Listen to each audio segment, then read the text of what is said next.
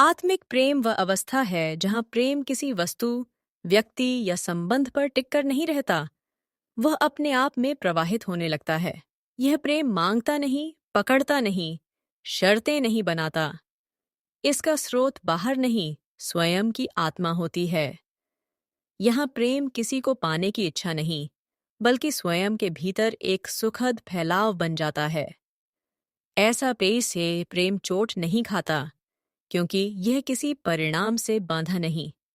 यह प्रेम उस मौन जैसा है जो जंगल की गहराई में बैठकर महसूस होता है, बिना किसी के, फिर भी पूर्ण।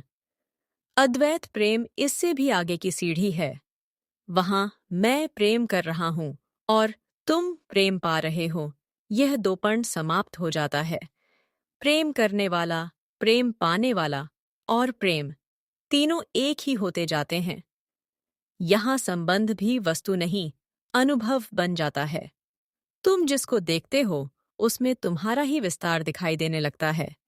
विरोध कम हो जाता है, क्योंकि अलग होने का भ्रम टूटने लगता है।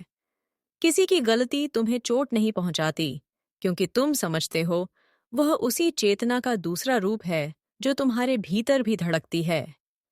यह प्रेरक प्रेम किसी व्यक्ति तक सीमित नहीं रहता। यह पेड़, हवा, चांद, अजनबी, दुख, सब में फैल जाता है। यह वह प्रेम है जो करता नहीं, होता है।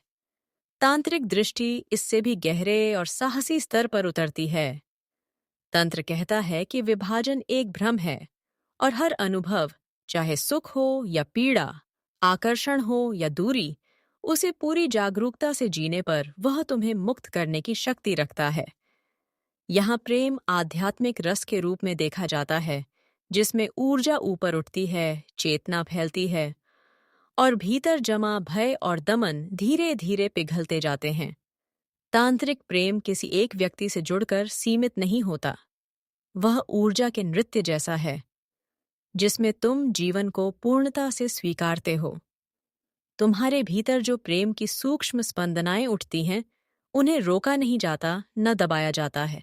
उन्हें साक्षी होकर महसूस किया जाता है और उसी साक्षी भाव में प्रेम एक शक्ति बन जाता है, जो तुम्हारी पहचान को विस्तार देती है, सीमाओं को घोल देती है और तुम्हें अस्तित्व की जड़ों तक ले जाती है।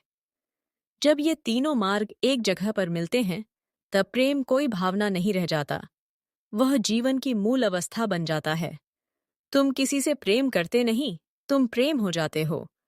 और जब तुम प्रेम हो जाते हो, तब दुनिया की हर चीज खुद ब खुद तुम्हारे भीतर उतरने लगती है, बिना खटके, बिना शोर, बिना डर।